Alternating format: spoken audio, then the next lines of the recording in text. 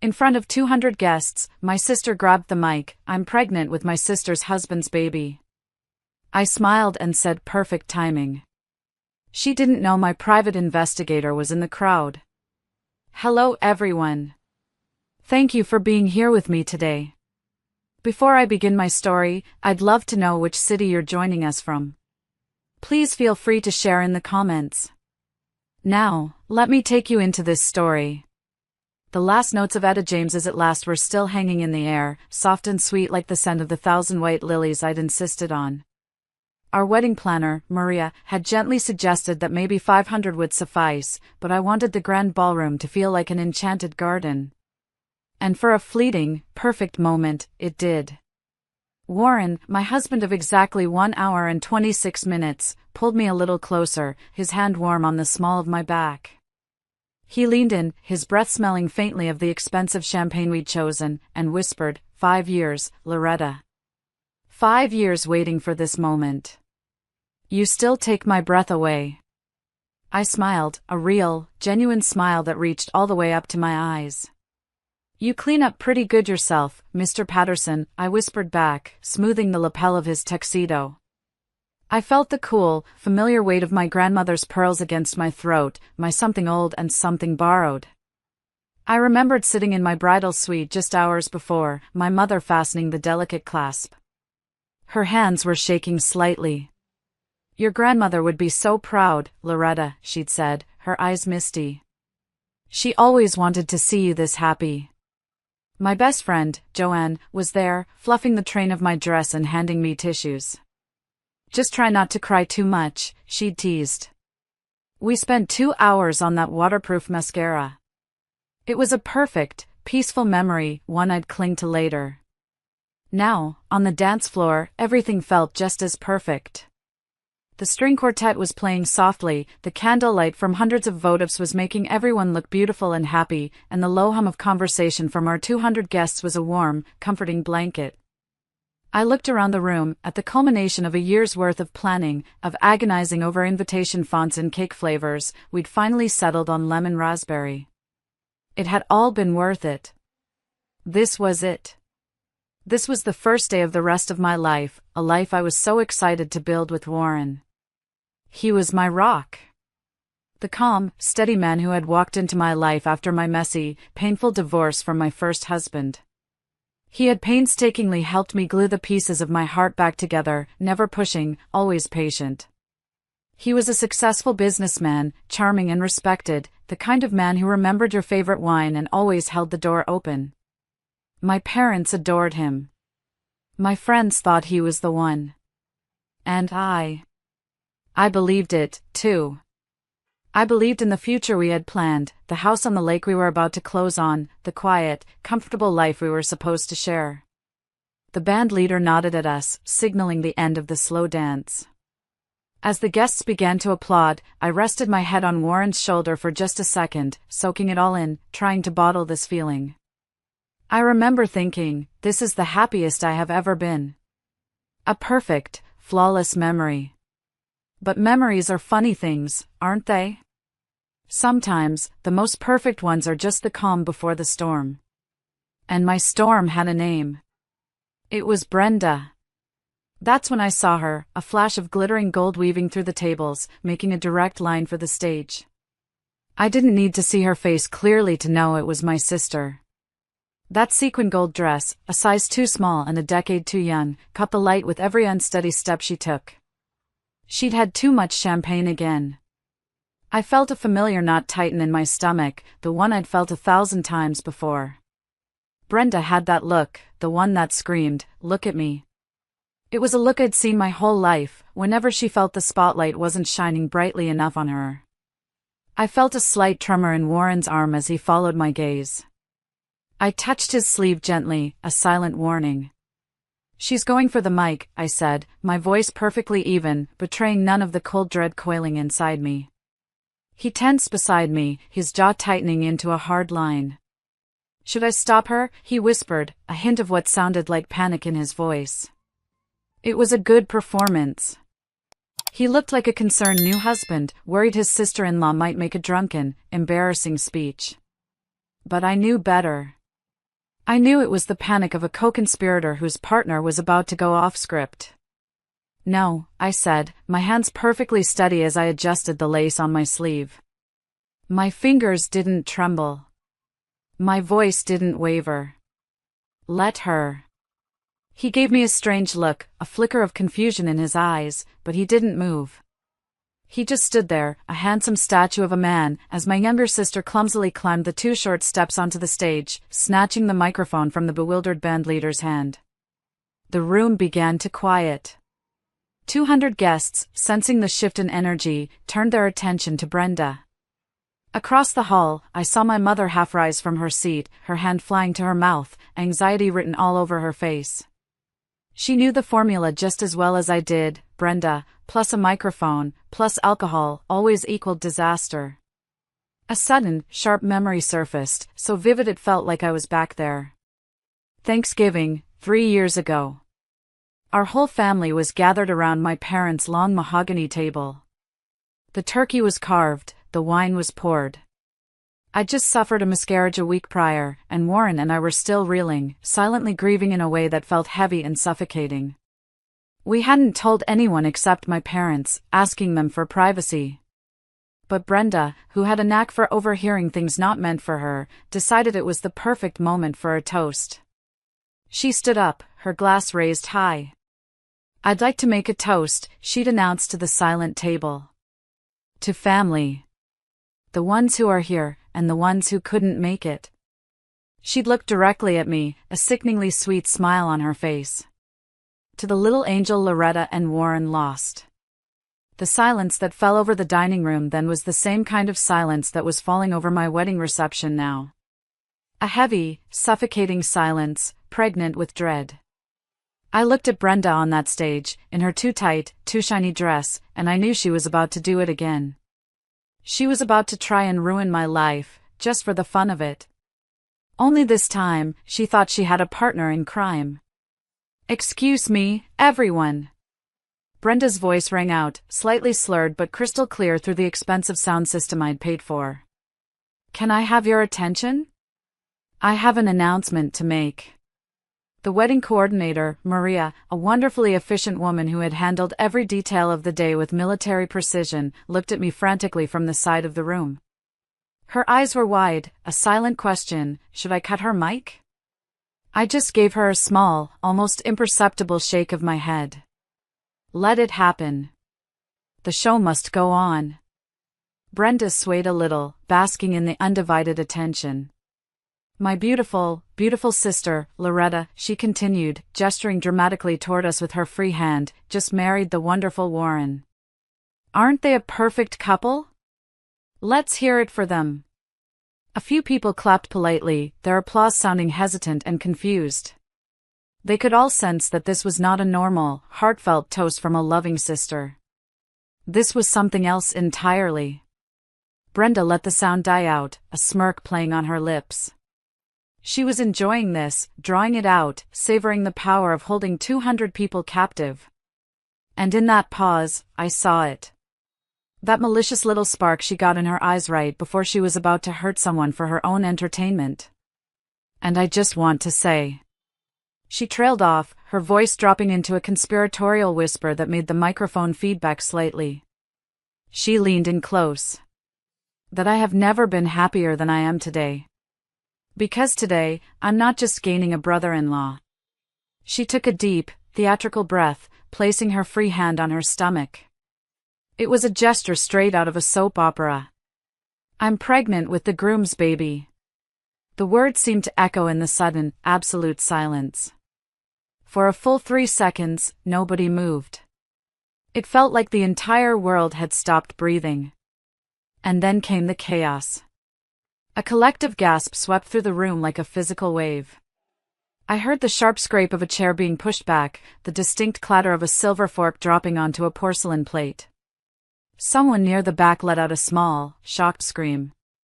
A wine glass, knocked over by a trembling hand, hit the polished floor and shattered, the sound like a gunshot in the tense, silent air. And cutting through it all was my mother's cry, a raw, wounded sound that was half scream, half sob. "Brenda!" The whole world seemed to spin in slow motion. I could see every face, every reaction. My Aunt Sylvia's look of utter disbelief.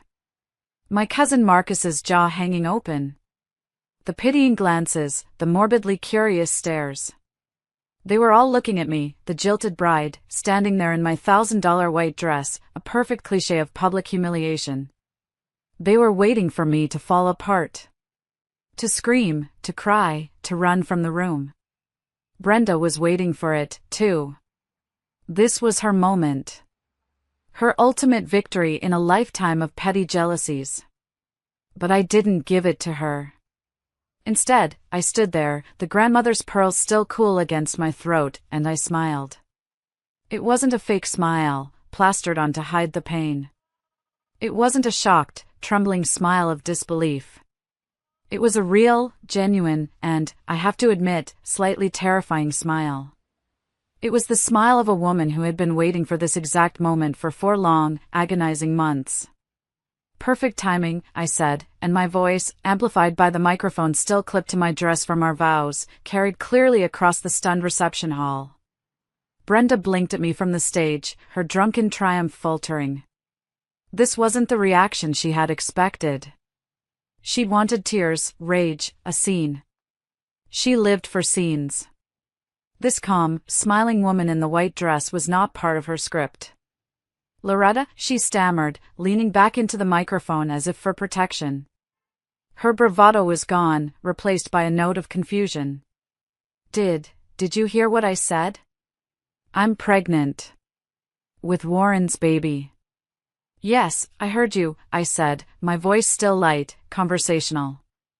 I took a deliberate step forward, away from Warren's rigid, frozen form. "You and my husband have been having an affair." The gasps started again. "I know." The whispers in the room grew to a roar. I could feel Warren's panic radiating off him in waves. He looked like a cornered animal. You know?" Brenda's voice had lost its triumphant edge. It was small now, and uncertain.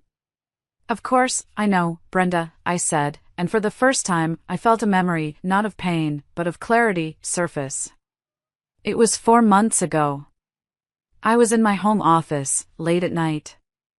I couldn't sleep, a restless anxiety I couldn't name gnawing at me. Warren was supposedly on a business trip in Chicago. On a whim, I'd logged into our credit card account online, just to check a balance. And that's when I saw it. A recurring monthly charge for a rental company called Riverside Apartments. I'd never heard of it. We didn't rent any apartments. My first thought was fraud. But then I saw other charges. A dinner for 2 at a romantic little Italian place across town I'd wanted to try. Flowers from a boutique florist. Jewelry. A sickening cold dread washed over me. It wasn't fraud. It was a secret life. My hands had been shaking then, as I clicked through months of statements, the evidence piling up, each charge a small betrayal. I had sat in the dark for an hour, just staring at the screen, the pieces of my perfect life crumbling around me. I had cried then. I had grieved for the man I thought I married. But tonight, there were no more tears left.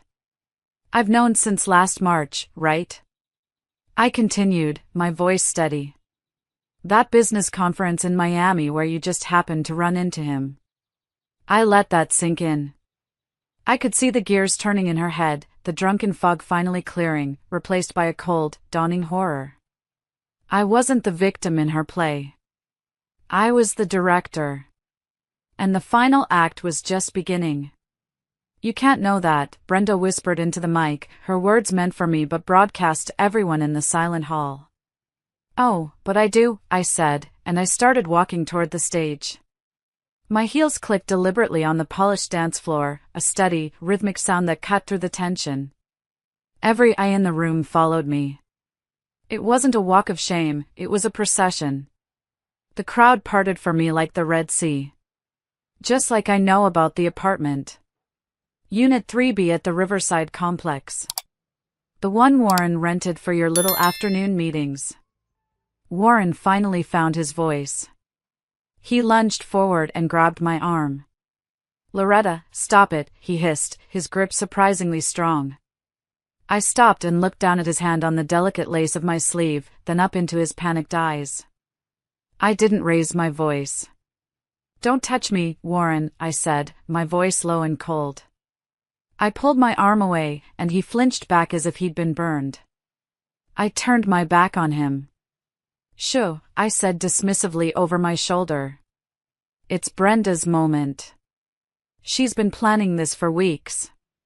Haven't you, Bren?" I was at the foot of the stage now, looking up at her. Her carefully contoured face had gone pale and blotchy under her makeup. "You even bought that dress specifically for today," I continued, my voice conversational again. "Charged it to Warren's secret Visa card, if I remember correctly. The one he keeps for business expenses. Is that what you are, Brenda? A business expense?" How could you possibly know that?" she breathed, her knuckles white as she gripped the microphone stand. "Because unlike you and Warren, I pay attention," I said, my voice hardening just a little, the first crack in my calm facade. "I notice things. I notice when my husband, a man who prides himself on his work-life balance, suddenly starts working late 3 nights a week. I notice when my sister, who has never shown an interest in anything beyond her own reflection, suddenly develops a passion for his boring hobbies, like sailing and antique maps. I notice when hotel charges and rent payments for an apartment I've never seen start appearing on credit card statements." I turned from her to face our guests, my voice ringing with a newfound strength. "I apologize for the drama, everyone," I said sincerely. "This isn't how I imagined my wedding day. But since my sister chose this moment to share her news, I thought I should share mine as well." I walked over to the head table, where my small clutch purse was sitting next to a half-empty glass of champagne. I reached inside and pulled out a thick, white envelope. My hand didn't shake. I felt a profound sense of calm settle over me. The waiting was finally over. I held the envelope up for everyone to see. "This day," I announced to the room, "has been full of surprises. But I have one more." I scanned the crowd, my eyes landing on a table near the back, tucked away in the shadows. "Marshall? Would you mind?" A man in a dark, impeccably tailored suit stood up. He was tall, with a no-nonsense demeanor, and he looked completely out of place at a wedding, which was exactly why I'd hired him. I remembered my first meeting with him, 3 months ago. I'd found his name through a friend of a friend, a woman who had gone through a nasty divorce. We met in a quiet, discreet coffee shop downtown. I was a nervous wreck, my hands shaking so badly I could barely hold my coffee cup. I'd laid out the credit card statements on the table between us. "I think my fiancé is having an affair," I'd whispered, the words feeling like poison in my mouth. "With my sister. I need to know the truth. I need you to find out everything. This will be crucial for the divorce." Marshall had looked at the papers, then at me, his eyes kind but professional.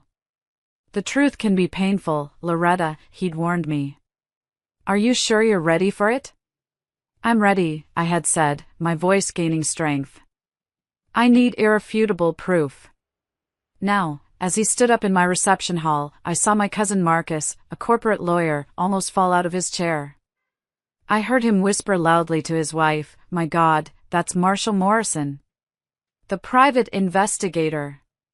My old boss hired him for his custody case. The guy is a shark." "Yes, he is," I said pleasantly, loud enough for the surrounding tables to hear. "Marshall, if you would." Marshall made his way forward, pulling a sleek tablet from his jacket pocket. He nodded at me professionally as he passed. "Of course, Mrs. Patterson." "Actually," I said, a small smile playing on my lips, "just call me Loretta. I'll be going back to my maiden name soon enough." The collective intake of breath from the crowd was almost comical. Warren made a strangled noise behind me. Marshall reached the front and, with a few taps on his tablet, connected to the huge projection screen we had used earlier for our romantic slideshow of couple photos. The smiling, happy pictures of Warren and me were gone. The screen was now blank, waiting. A blank slate for the truth. Warren finally moved, rushing to my side. "Loretta, no. Please, don't do this," he begged, his voice low and desperate.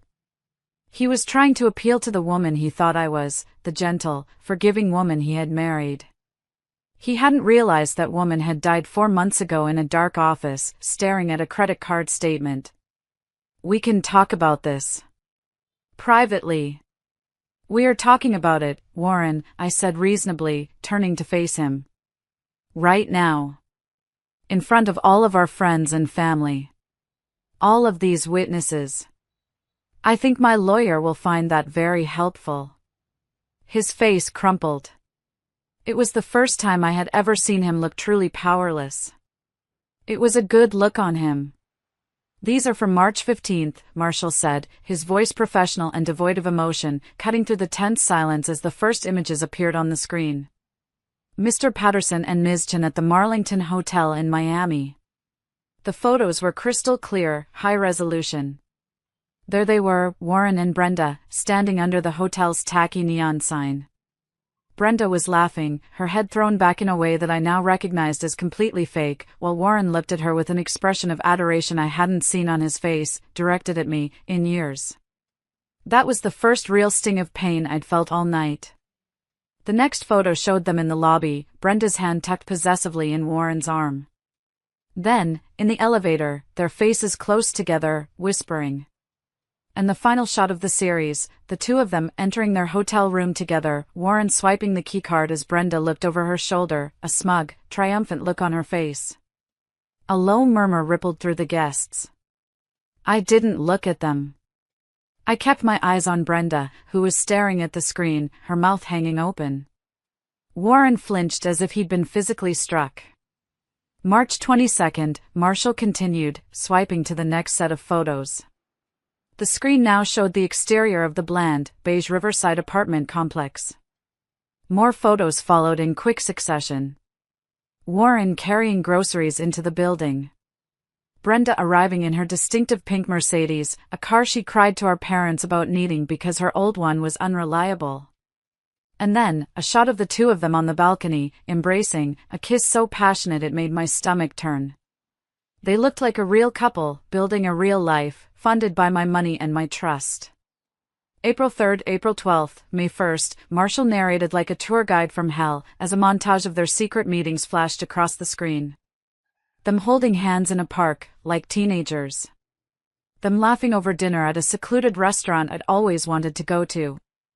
A whole secret life, a whole separate relationship, laid bare for everyone to see. "Stop!" Brenda shrieked into the microphone, the sound screeching with feedback. "Stop it! This is illegal. You can't do this. It's an invasion of privacy." "Actually, everything was obtained legally," Marshall said mildly, not even glancing at her. "Public places, no expectation of privacy. Your client should have known that." He was speaking to her date, who was already halfway out the door. "But my favorite," I said, cutting through the noise and stepping forward again, my voice dripping with false sweetness, "is from 2 weeks ago. Marshall, would you play the video?" The screen changed. It was security footage, grainy but clear, from a high-end jewelry store downtown. There they were again, leaning over a glass counter, looking at rings. The audio kicked in, muffled but clear enough to be understood by everyone in the now deathly silent room. On the screen, my sister, Brenda, held up her hand, admiring a large, gaudy diamond ring that glittered under the store's bright lights. Her voice, tinny and sharp through the ballroom speakers, filled the reception hall. "It's beautiful, Warren," she cooed. "But when are you going to leave her? I'm tired of sneaking around." And then came my husband's voice. The same voice that had whispered vows of eternal love and fidelity to me just hours before. "After the wedding, I told you," he replied, his tone impatient, like he was explaining something to a child. "I need her inheritance from her father to pay off the business loans first. Her dad's health isn't great, it won't be long. We just have to be patient." Once that money is secured, maybe 6 months, a year tops, then we can be together. I'll be free, and we'll have everything we want. And the promotion he promised you? Brenda asked, her voice laced with greed. The one that comes with the higher salary? That too, Warren confirmed. It all hinges on me being the perfect son-in-law. Just for a little while longer. The video paused on a close-up of Brenda's ecstatic face as she tried on what looked suspiciously like an engagement ring, holding her hand out, admiring it. The image burned onto the screen. The plot wasn't just about an affair, it was a cold, calculated financial scheme. The reception hall erupted. It was complete pandemonium. My mother, who had been held up by my aunts, finally let out a choked sob and fainted into my uncle's arms. My father, a man I had never seen lose his temper, broke free from my uncles and lunged toward Warren, roaring his name. "You son of a bitch! I'll kill you!" 2 of my cousins tackled him before he could reach the stage. Across the room, I saw Brenda's date finally make it out the door, practically running. Warren grabbed my arm, his fingers digging into the delicate lace, his face a mask of desperation and rage. "Turn it off," he hissed. "Loretta, please. You've made your point. We can talk about this." The chaos swirled around me, a symphony of my own making. I looked at the screen, at the image of the 2 people who were supposed to love me most, plotting my financial and emotional ruin. I looked at the wreckage of my wedding, at the faces of my stunned guests. And I felt nothing but a cold, clean sense of clarity. Everything was finally out in the open. The lies were burned away, and only the raw, ugly truth remained. Warren was shaking my arm, still pleading. "Loretta, please." I looked him dead in the eye. The handsome face I had fallen in love with 5 years ago now looked weak and pathetic. The man I had promised to love and cherish just 3 hours ago was a stranger to me. A lying, cheating, thieving stranger. The time for talking was over. The time for consequences had begun. Warren screamed, his voice cracking, "Loretta! Stop this madness!" The entire room was a blur of motion and sound, my father shouting, my mother being fanned by my aunts, chairs scraping, people yelling. I looked at Warren's desperate face, then back at the frozen image of his betrayal on the screen. It was all over. If you're still listening, if you've followed me this far into the chaos, could you do me a small favor? Please like this video and just comment with the number 1 down below. It lets me know you're here, that you're on this journey with me. Your support truly means the world to me, more than you know. Just type the number 1, and then let me tell you what happened next. I took a deep breath, the noise of the room fading into a dull roar in my ears, and looked at Warren, whose hand was still clamped on my arm. "We are talking about it, Warren," I said, my voice dangerously calm. "In front of all these witnesses. Which, as I said, is going to be very helpful for the divorce proceedings." "You planned this," he accused, his eyes wide with a horrified realization as he finally understood the scope of what was happening. "You knew. You let us get married." I finally laughed. A short, sharp, bitter sound that held no humor. "Oh, Warren. You really should have read that prenup more carefully. I paid my lawyer a lot of money for it." I leaned in, my voice a whisper meant only for him. "Remember Article 4? The one my lawyer insisted on, the one you barely glanced at? The infidelity clause. It specifically states that in the event of proven adultery, the offending party forfeits any and all claim to my premarital assets and any future inheritance. You signed it without a second thought, didn't you? Too busy dreaming about my father's money." I pulled my arm free from his grasp. "Let me spell it out for you and for everyone else. You get nothing. No trust fund, no shared assets, no alimony. Nothing." I let my voice rise again to project to the room. "But it gets worse. You see, while you were busy planning your future, I was busy looking at your past. You've been embezzling from my father's company to pay for your little love nest with Brenda. What? The roar came from my father, who had shaken off my uncles and was standing there, his face purple with rage. I didn't take my eyes off Warren, whose face had gone from pale to ghostly white. Did you think I wouldn't audit the books when I found out about the affair? I asked him conversationally. Really? You know I have a forensic accounting degree. It was the first thing I did. I found the fake invoices, Warren. Consulting fees paid to a shell company you set up last year. A classic, clumsy move. Did you really think my father wouldn't eventually notice a 10% drop in his quarterly salary payout? You've siphoned off nearly $50,000. It's a felony. With the documentation I have, which my lawyer has copies of, you'll be lucky if you don't end up in jail. His face crumpled. He had thought he was playing a game with a naive, love-struck woman. He had forgotten he was married to an accountant. He had planned for my emotions. He never planned for my intelligence. Brenda had dropped the microphone. It hit the stage with a piercing squeal of feedback that made everyone wince.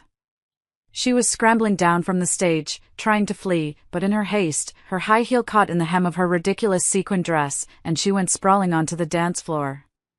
She landed in an ungraceful heap, a tangle of gold fabric and flailing limbs. For a moment, she just lay there, sobbing. I didn't feel a shred of pity. I felt empty. Oh, and Brenda, I called after her, my voice ringing out in the sudden quiet that followed the feedback shriek. Congratulations on the pregnancy, though. You might want to get a paternity test. She froze on the floor, pushing herself up on her elbows, her face a tear-streaked, makeup-smeared mask of horror. That's right, I said, walking toward her, my white dress gliding over the floor she lay on. Warren isn't the only one who's been busy. His name is Trevor, isn't it? He's a bartender at the Bellagio in Vegas. He was quite charmed by you during your girls' trip last month. Charmed enough to talk to my investigator about the 3 nights you spent together. It seems determining legal custody for the baby might get a little complicated. Her face crumbled completely. The last lie, the one she had used as her ultimate weapon, was now turned against her, exposed as just another pathetic, desperate ploy. This is insane, Warren muttered, stumbling toward me and grabbing my arm again, harder this time. Loretta, you can't do this to us. To the family. I looked down at his hand on my white sleeve, then up at his face. The spell was well and truly broken. There was nothing left. No love, no anger, just nothing. He was a stranger. Security? I called out calmly, my voice steady. 2 uniformed men appeared as if from nowhere.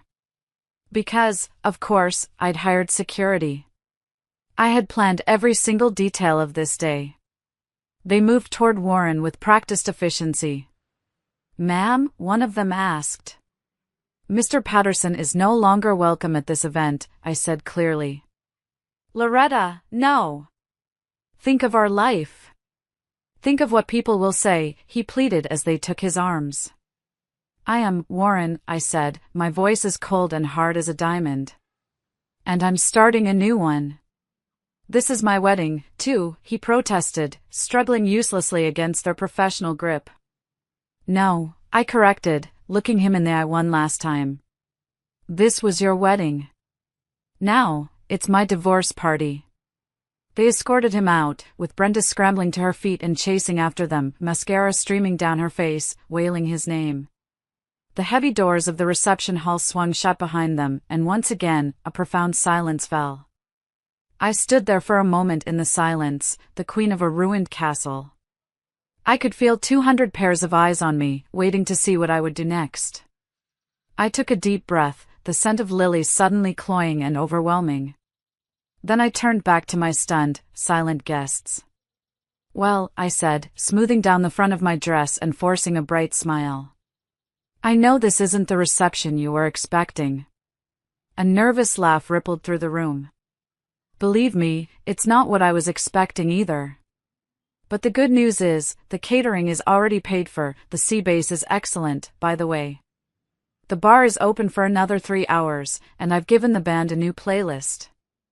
I raised my chin, my voice growing stronger with every word. So please, stay. Eat, drink, and celebrate with me. Not the marriage I thought I was getting, but the freedom I'm choosing instead. For a moment, nobody moved. The air was thick with shock and second-hand embarrassment. Then, my college roommate, Joanne, a fiery redhead who had seen me through my first divorce with a bottle of tequila and a stack of bad movies, stood up. She looked prouder than I'd ever seen her. She raised her champagne glass high. To Loretta, she called out, her voice ringing with conviction and love. For having bigger balls than any man in this room. The room erupted. The tension broke like a fever. Suddenly everyone was on their feet, clapping and cheering, not out of pity, but out of respect. My mother, having recovered from her faint, was making her way toward me, tears streaming down her face, but this time, they were tears of pride. "Oh, honey," she whispered, hugging me tightly. "I am so sorry. Why didn't you tell us?" "Because you would have tried to fix it," I said, hugging her back. "You and Dad would have suggested counseling or family meetings. And I didn't want it fixed, Mom. It was broken beyond repair. I wanted it over." I looked around at the scene. But the wedding, all this money, it was worth it. To see their faces when the truth came out. My father appeared at my other side, his rage replaced by a grim determination. "The embezzlement," he started. "About 50,000, I told him quietly. "I have all the documentation. It's enough to prosecute, if you want to. He won't be able to touch your company or my inheritance ever again." He nodded, looking older, suddenly tired. "I always knew there was something off about him," he said, more to himself than to me. The bandleader tentatively approached me, looking terrified. Ms. Chen? Should we really keep playing?" "Absolutely," I said with a grin. "Start with Gloria Gaynor's I Will Survive. And turn it up loud. I have a bouquet to throw." The rest of the reception was the most surreal and wonderful party I have ever attended. People danced. They ate. They kept coming up to me, not with condolences, but with congratulations. My Aunt Sylvia hugged me and whispered, "Good for you, honey. Never let anyone dim your light." My cousin Marcus came over, shook my hand, and said, "If you ever need a lawyer who will absolutely destroy someone in court, you have my number." The next day was a blur of logistics. I woke up not in a honeymoon suite, but in a quiet hotel room I'd booked under my maiden name. The silence was overwhelming. For a moment, the weight of it all hit me. I was 54 years old and starting over, again. I allowed myself to cry for exactly 10 minutes. I cried for the love I thought was real, for the future that was a lie. Then I wiped my tears, ordered room service, and got to work. My lawyer filed the divorce papers that morning. The restraining orders against both Warren and Brenda were next. The weeks that followed were filled with the mundane tasks of dismantling a life. Packing boxes. Changing names on bank accounts. Talking to lawyers. But amidst the tedious work, there were moments of unexpected joy. Joanne helped me move into my new, smaller apartment. We ordered pizza and drank cheap wine on the floor, surrounded by boxes, and laughed until our sides hurt. My father, true to his word, pursued the embezzlement charges. Warren, facing jail time, settled the divorce quickly, disappearing from my life with nothing but the clothes on his back and a mountain of legal debt. My mother confessed, tearfully, that Brenda's behavior was a pattern they had ignored for too long. They had spoiled her, always cleaning up her messes, from the petty theft at her jobs to the constant lies. They finally cut her off financially, forcing her to face the consequences of her actions for the first time in her life. I haven't spoken to her since the wedding. I don't know if I ever will. Some betrayals cut too deep. 6 months after the divorce party, I packed the last of my things and moved to Seattle for that job I'd been considering. It was a fresh start in a city where no one knew my story. I used the money from the sale of my house, to finally open my own firm, Chin Forensic Accounting. My motto is simple: helping women find the truth in the numbers. I specialize in divorce cases, finding the hidden assets, the secret accounts, the financial betrayals that husbands like Warren think they're so clever at hiding. It's my way of turning my greatest pain into my greatest purpose. Sometimes, at night, I stand on the balcony of my new apartment, overlooking the lights of the city, and I think about that day. I think about the white dress and the shattered dream. But I don't feel sadness anymore. I feel a quiet, profound sense of peace. The truth, as painful as it was, set me free. So, that's my story. It's a reminder that sometimes, the end of one chapter is just the beginning of a much, much better one. Thank you for listening.